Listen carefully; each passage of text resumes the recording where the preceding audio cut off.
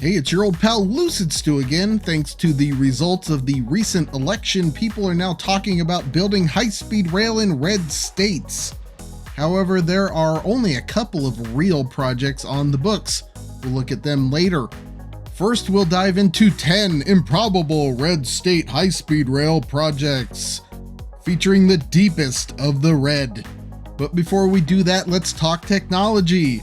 For our deep red high-speed rail, we'll of course be using the Siemens American Pioneer 220, top speed of 220 miles per hour. However, we'll cap that at 200 for practical purposes. And let's also briefly look at my cost estimation algorithm, as we'll go over cost and time estimates for each hypothetical project. With that out of the way, we'll start with the pink and saturate as we go. Charleston, South Carolina to Savannah, Georgia. These two states averaged 54.3% for President-elect Trump in 2024. In Charleston, I'm putting the station on an abandoned Southern Railway right-of-way that still extends unobstructed into a part of Midtown, which is rapidly developing. A couple of existing blocks would need to be demolished to make way for the station, but that would facilitate more appropriate development. From there, the line would travel north next to Interstate 26 toward the existing CSX right-of-way. This can remain at grade for a short distance, as speed through the urbanized area would struggle to exceed 70 miles per hour. Once outside of Charleston to the west, things would open up slightly to 110 miles per hour, retaining the possibility of at-grade crossings through the suburbs. From there, it would be 200 miles per hour following CSX right-of-way into Georgia with a few adjustments. Inside of Georgia, there is a big 2.25 mile radius curve, and then things slow steadily the last 10 miles into Savannah. The approach would be next to Norfolk Southern right-of-way into the part of town where passenger rail terminated in the past. Here I've demolished a government building and requisitioned a parking lot next to the old Central of Georgia Depot, which is now a history museum. I have this route at 110 miles, servicing metro populations of 1.25 million. This high-speed rail line would take 45 minutes for an average of 150 miles per hour. I have this costing $6.3 billion. This is $57 million per mile, or $5,000 per person. Next most red after our South Carolina-Georgia combination is Nebraska, which was 59.6% for Trump. This will be Lincoln to Omaha. We'll start in Lincoln at the current Amtrak station.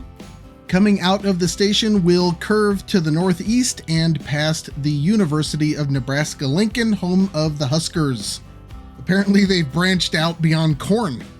This route will continue along BNSF right-of-way at relatively slow speed through Lincoln, including a couple of rail yards in order to get out of the city. Once out of Lincoln, this route would mostly stick to or near BNSF right-of-way at, with some exceptions, 200 miles per hour until reaching the outskirts of Omaha, where it would transition to Interstate 80 right-of-way. That can facilitate 125 mile per hour travel at the edge of the metro and then down to 90 miles per hour closer to the core. Approaching downtown Omaha next to Union Pacific tracks this time, there is room for everything, but existing tracks would need to be reconfigured. There is a spur line here used by only one business. We will relocate that business and use the spur for ourselves. Our station will be located next to some industrial properties. We will displace some of those and squeeze our curved platforms in about 3 blocks away from the middle of downtown. Lincoln to Omaha here is 53 miles. I have that taking 25 minutes for an average of 127 miles per hour. I project cost at $4.4 billion, or $83 million per mile. That is about $3,400 per person in the combined metros of 1.3 million. Now that we're done husking, we'll seek even redder pastures in Arkansas and Tennessee. Another bi-state idea, this time from Little Rock, Arkansas, across the Mississippi to Memphis, Tennessee. We'll start in Little Rock at Union Station. If this does not look familiar to you, check out my videos on the South Central High-Speed Rail Corridor, the last of which connects Little Rock and Dallas. Out of Union Station to the north, this will cross across the Arkansas River on a new bridge. It will unfortunately need to be movable like the existing one. Then our route will go through a Union Pacific yard on viaduct at the cost of several properties, but there is simply no other way to do it. The route then quickly emerges from the Little Rock metro area next to an industrial branch line that becomes abandoned Rock Island right-of-way. Quickly up to 200 miles per hour, this route will bounce between abandoned Rock Island, Interstate 40, and Union Pacific rights-of-way, which would necessitate greenfield routing for about half that distance. Once to West Memphis, there is the possibility of a somewhat destructive elevated path to the current Memphis Central Station. However, I'm choosing to detour to the north, crossing into Tennessee and over the Mississippi River on a new bridge 6 miles north of downtown Memphis. After wandering south briefly, this would join CSX right-of-way at about 90 miles per hour into the downtown Memphis area, with a few harborfront properties as victims. Why do this instead? Because it affords the opportunity to have an elevated station next to the Bass Pro Shops pyramid. Oh my God, someone please build this. This routing from Little Rock to Memphis would be 141.5 miles. I have that taking 51 minutes for a 166 mile per hour average. Blazing fast. My cost estimate, including the 2 new bridges, is $8.5 billion. That is $60 million per mile. Combined population for these metros is 2.15 million, which results in a cost of $4,000 per person. Sadly, we leave the pyramid behind and sink ever deeper into red territory with Kentucky at 64.6 for Trump. The objective, Louisville to Lexington via Frankfort. Downtown Louisville is near impenetrable and most routes out of the city to the east are impossible. So we'll start near Lynn Family Stadium. This station would need to be elevated to make it over the Interstate 64, 65, and 71 interchange, affectionately known as Spaghetti Junction by locals. This would take out a cement plant in an area poised for continued redevelopment.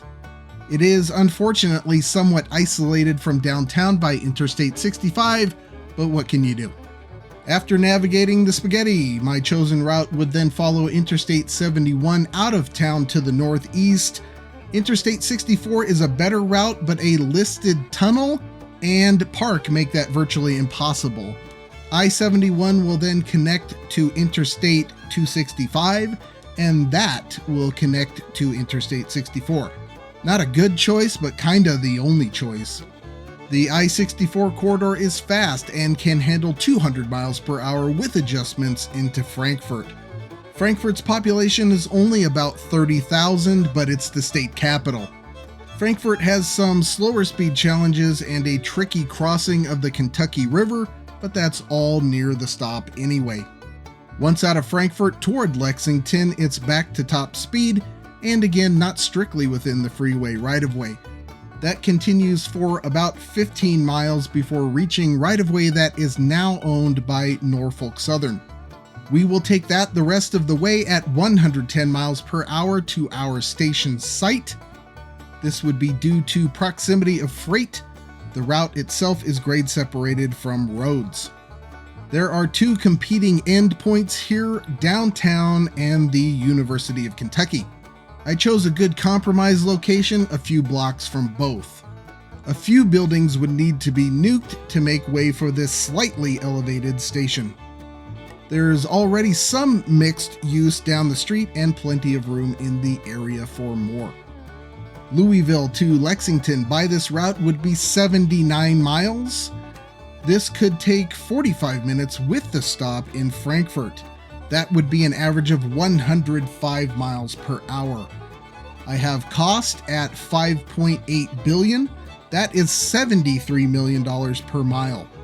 Area population is 1.9 million for an average of $3,100 per person. This is the best route on the list by that metric. By comparison, California high-speed rail would work out to about $4,500 per person. Kentucky high-speed rail for real though? Leaving the Bluegrass State, we will head south for Alabama and a connection of Birmingham and Montgomery, the capital. Alabama voted 64.8% in favor of President-elect Trump in 2024. Starting at Birmingham Station in downtown, I have this single-tracked due to my video about the Gulf Coast High-Speed Rail Corridor. Check that out if you haven't seen it. This is meant to be local access through the area, which would be near impossible to navigate at high speed otherwise. This would be at grade 110 miles per hour or less. This situation would continue along Norfolk Southern right-of-way to Interstate 459, which is used for a double-tracked main to Atlanta and Houston in that Gulf Coast video. Passing that and continuing a little further to the southwest where it could hook up with that route in a Y. However, continuing on to the south to Montgomery would entail 18 miles of new right-of-way through some hilly terrain. This would require 5 miles of tunnel and take out about 20 structures before reaching Interstate 65, but most of that travel would be at 200 miles per hour. After joining Interstate 65 in a 150 mile per hour curve, it would be back to top speed for 40 miles to just north of the Montgomery Metro, where the freeway isn't quite as friendly and there isn't a good way around. A high-speed train here would approach Montgomery at 125 miles per hour along a long spit of land in the Alabama River floodplain. This route would then cross the Alabama River 2 miles northwest of downtown Montgomery near Maxwell Air Force Base. This section would be tricky but just barely possible, as a route would need to fly over Interstate 65 and CSX tracks a half mile from Montgomery Union Station. Even though it is parking at the moment, I have the platforms under the historic train shed for old time's sake. This would likely require the demolition of a parking garage, but it's worth it. The station is beautiful, downtown adjacent, and less than a mile from the Capitol building. Birmingham to Montgomery, this route is 103 miles. I have that taking 45 minutes for an average of 137 miles per hour. Cost is $8 billion, thanks in large part to the tunnels and bridge over the Alabama. That works out to $78 million per mile and $5,300 for each of the combined area's 1.5 million residents. One might think Alabama is as red as it gets, but we're only halfway through the list and moving on to Oklahoma, which was 66.2% in favor of Trump. This would be Oklahoma City to Tulsa. This was part of my South Central Corridor series. If you haven't seen that yet, check it out. Our route begins at the old Santa Fe station in downtown Oklahoma City. From there, we'll head north along BNSF right-of-way at 70 miles per hour and mostly at grade due to the difficulty of improving the situation the first 7 miles out of the station. At Interstate 344, that ends with a transition to I-344 East. Geometry on I-344 is good and speed quickly picks up. Interstate 344 then becomes Interstate 44. Interstate 44 is able to support 200 mile per hour travel 3/4 of the way to Tulsa while sticking almost completely next to the freeway. Interstate 44 slows to 125 miles per hour 12 miles southeast of Tulsa, and then it becomes necessary to leave the interstate right-of-way in favor of a long viaduct next to BNSF tracks not far from the freeway. This would continue until reaching a spot between the two where tunneling is possible. That can be accomplished a mile south of the Arkansas River and 2 miles from downtown Tulsa. The rest would be underground including a station a third of a mile from the heart of downtown Tulsa. This route between Oklahoma City and Tulsa is 107 miles long. Travel time would be 40 minutes. That's an average of 162 miles per hour. Speedy, but only the third fastest on this list, believe it or not.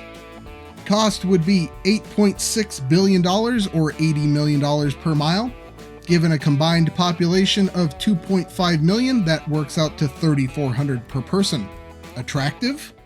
Perhaps, but we must leave Oklahoma for our fourth reddest destination, Idaho. Specifically, the cities of the Treasure Valley. That's the Boise area for those of you not in the know. We'll start on the west end in Caldwell near the Canyon County Courthouse. Moving out to the southeast, this would be next to Union Pacific tracks. While there isn't enough room from here to Nampa to get up to high speed, and a train could technically run at grade here, grade separations will still be necessary. An example would be coming into Nampa where a freight Y needs to be traversed. Unfortunately, the current Nampa depot is on the wrong side of the tracks from downtown and the lovely historic depot there, but there isn't much that can be done about it. Out of Nampa to the southeast, our train will squeeze under the 16th Avenue overpass and then enter a broad, slow 135-degree turn to the north. That continues for a couple of miles at 75 miles per hour or less before turning east and picking up speed. Meridian, the next stop, is only 7 miles away, so unfortunately 125 miles per hour is as good as it will get there. East of Meridian, there is a little more room to accelerate, and our top speed of 135 miles per hour will be reached. Yes, this is more like regional rail than a high-speed rail trunk, but realistically, something like that would connect to Salt Lake City over 300 miles away, and that is its own video.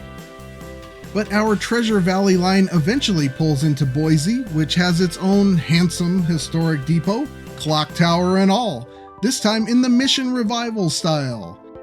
And we will actually stop at it this time. The station is across the Boise River from downtown, but only half a mile from the State University. The whole route would be short at 28 miles, and it would take 29 minutes, an average of 58 miles per hour with stops. Overall, this would be more like regional rail, just not enough distance to pick up speed and maintain it. I have that costing $2.7 billion or $96 million per mile. For an area of about 750,000 people, that works out to $3,600 per. With that, we'll say goodbye to Idaho and move into the top 3 with North Dakota at 67.5% Trump. We will look at Fargo to Grand Forks.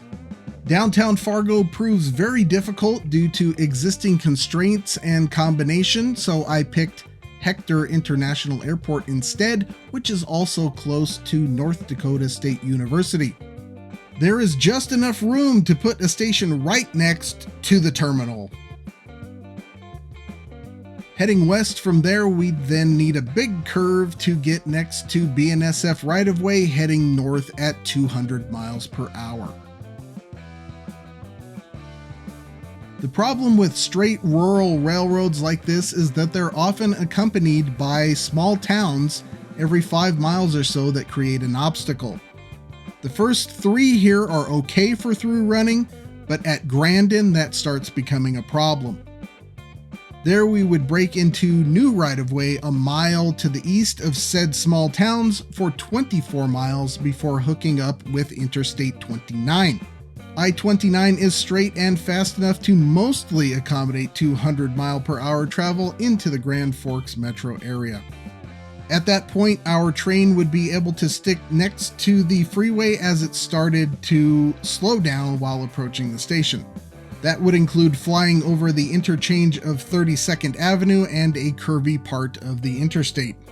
Downtown Grand Forks has problems similar to Fargo, so I chose a compromise location for the station at Alerus Center. That is about a mile from the University of North Dakota. 3 miles from downtown, and 4 miles from Grand Forks International. Huge amounts of surface parking there. Put in a multimodal center and redevelop some of the nearby land into apartments or mixed use, and you're good to go. That would be 71 miles. I have that taking 27 minutes at an average of 157 miles per hour. I have that at only $45 million per mile and a total of $3.2 billion. Unfortunately, the combined population of these places is only 360,000 people, which yields a per-person cost of $8,900. Sounds like a pretty cool idea if 3 times as many people lived there. Having wrapped that up, we part the frozen plains of North Dakota for the hills of West Virginia. This was 70% for Trump in 2024. In our sights, the western part of the state between Huntington and the capital, Charleston. Charleston is another one of these places that is near impossible to get into due to various factors. Because of that, I've opted to start on the west side of town, a mile and a half from downtown on a site currently occupied by self-storage. I have this single tract with passing sections in the style of Brightline West, just because there isn't room for much more than a single track in most places without extensive damage. The initial segment would be 110 miles per hour at grade. That would continue through the cities of Dunbar and St. Albans with a new bridge over the Kanawha River near West Virginia State University and a transition to the CSX main line.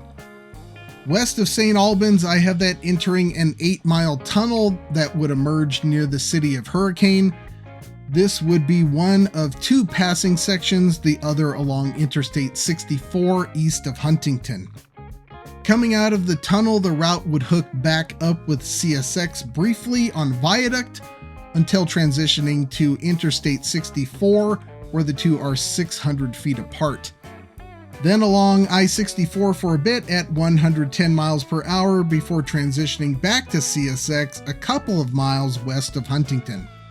We would then ride that in the rest of the way on a tight squeeze, mostly at 60 miles per hour or slower. I'm putting the station on part of a rail yard that's seen better days next to the current Amtrak station. That is within a mile of both downtown Huntington and Marshall University. Wrong side of the tracks, but roads on either side are grade separated. Throw in a multimodal center and you're done. This West Virginia high-speed rail would be 45.5 miles. That would take 27 minutes for an average of 101 miles per hour. I have cost at $8.4 billion or $184 million per mile. Some of that is the tunnel, but it's also just a really tricky route if you want to get over 110 miles per hour. With an area population of 625,000, that works out to an unattractive $13,400 per person. Bye-bye Mountain Mama, it's time for the deepest of the red, Wyoming. A landslide, 72.3% for Trump. Now, the project that would probably make the most sense here is Cheyenne, Wyoming to Fort Collins, Colorado, but Colorado went blue this year, so we'll look at the highly improbable route between Cheyenne and Casper, Wyoming. We'll start in Cheyenne at another beautiful old station, the historic Union Pacific Depot. This is on the edge of downtown and next to Union Pacific's mammoth property here. I have this as single tracked. Again, with relatively light traffic, that and passing sightings is probably fine. There is plenty of room to move Union Pacific tracks around anything inserted here. BNSF tracks also come into play as our train would need to immediately rise over those. Getting out of Cheyenne is surprisingly tricky. I chose a short viaduct in the Missile Drive median until transitioning to Interstate 25 North, remaining on viaduct at relatively low speed until out of the Cheyenne area due to the tight squeeze around I-25. Overall, I have the route about half in the I-25 right-of-way and half on new right-of-way. A few miles of tunnel would be necessary to maintain full speed. 200 miles per hour will remain the case for 100 miles until Glendo State Park, where natural obstacles knock the geometry down to 150 miles per hour. Terrain and the freeway remain a challenge west of there, so that 150 miles per hour will be mostly maintained the last 70 miles into Casper. Once in Casper, I transitioned the route from I-25 to Old Chicago and Northwest right-of-way, which is now rails to trails. This would end up at a location that is currently a used parking lot. Not the most ideal, but it's central to Casper and only a couple of blocks from downtown. Closer to downtown, the trail is much more developed and the BNSF alternative is somewhat industrial. Cheyenne to Casper is the longest route on the list at 176 miles. I have that at 1 hour and 3 minutes thanks to that 100-mile top speed stretch. That's an average of 167 miles per hour, also the fastest on the list. Despite the length, I have the cost at only $9 billion. That works out to $51 million per mile. However, the combined population of Cheyenne and Casper is only 180,000. So you can forget about anything like this ever happening at $50,000 per person. And now a couple of honorable mention projects that are stuck in early stages of development. First, Charlotte, North Carolina to Atlanta, Georgia. This has a Tier 1 environmental impact statement that predicts a travel time of just over 2 hours, and cost for the roughly 270-mile project is estimated at $15 billion. I did a video about it, check it out. Secondly, we have Texas Central, the project to build a Texas Shinkansen between Houston and Dallas. This project is environmentally cleared, but ran out of money before the land could be acquired. Amtrak recently jumped on board and may attempt to jumpstart things in the coming years. We'll have to see. That 90-minute route is about 240 miles, and a recent independent cost estimate came in at $30 billion. Both of those projects are in the Corridor ID program, which is supposed to help passenger rail projects through the federal grant process. Will either go anywhere. Who knows? What do you think? Do any of these possible connections make any sense with high-speed rail? Let me know in the comments. Special thanks to the Lucid Group Discord server for their assistance in thinking up routes for this video. If you'd like to join our motley crew, check out the invite in the description. Also, a reminder that super thanks are available and that those funds will go to help improve render quality in future videos through the end of 2024. Click the button below the video for that.